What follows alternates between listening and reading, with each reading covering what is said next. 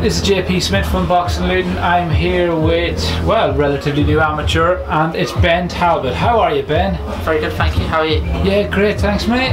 It's been a wee while since we caught up because we had a few catch-ups in the gym in the last few weeks, and now we're actually finally getting a little bit of a chat to see how things are going for you. Yes. So tell us about how things went, because you were fighting white collar up until last year and things changed around October, didn't they? Yeah, I was fighting white collar up until October. Decided that I wanted to progress myself, take on a new challenge, work towards being a pro, so I decided to go amateur. I've had a couple of fights now. Yeah. With in the amateurs. Unfortunately lost them. Just not getting in there, performing myself, getting a bit nervous. It's a completely different experience getting in there, you know.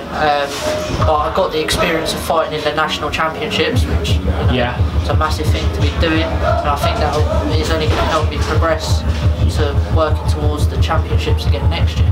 So tell us about those differences between fighting white collar, because that's what you came to the Ringcraft gym for, wasn't it?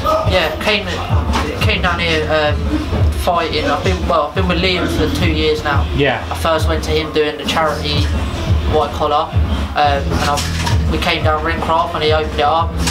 It was for the white collar, and he opened up the amateurs, and that was when I decided to make to make the set to go amateur. It's just the differences are incredible. It's a different atmosphere. Yeah. On one side of it, the white collar is a bit more energetic, the atmosphere, but the amateurs is just a level above the quality of fighting. You get in and it's fast and furious for them 3 2-minute rounds. You know, you don't get a second to breathe. And the quality of the fighters, everyone trains just as hard as you do. And you have to get in there and you have to work your socks off to get them wins.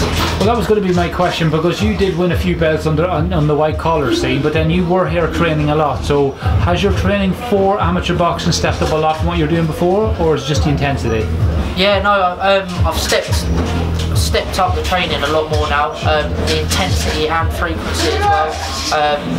Because the white collar I did win, I won 2 belts, but then once I stepped up to the amateurs, I realised I needed to progress myself as well, get that little bit fitter, that little bit better.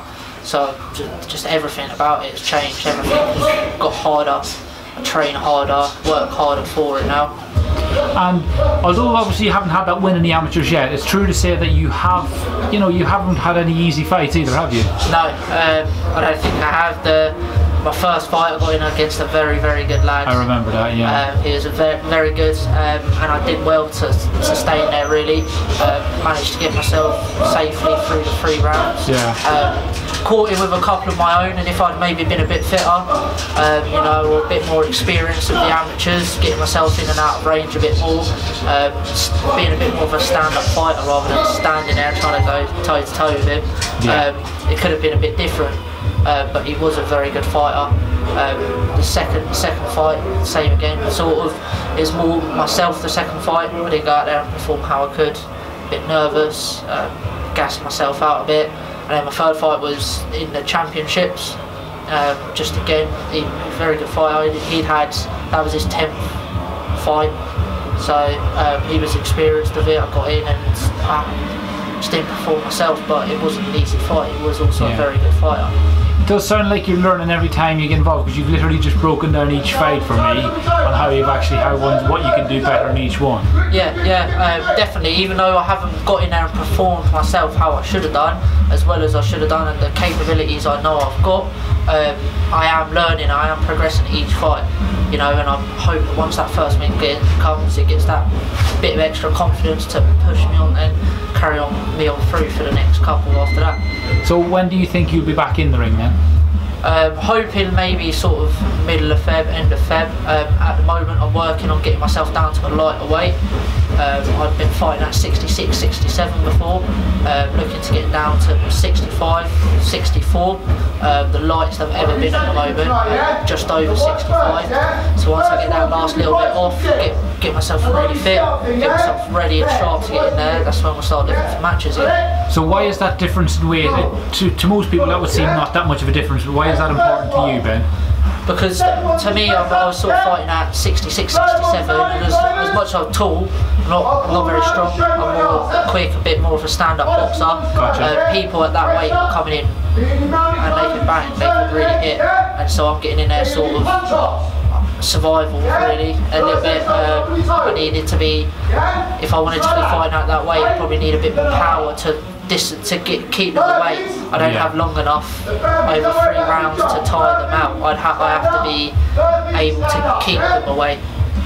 So I think coming down to this lower weight, I'm hoping to be a lot stronger and a lot bigger than the lads at that weight than I am at my current weight.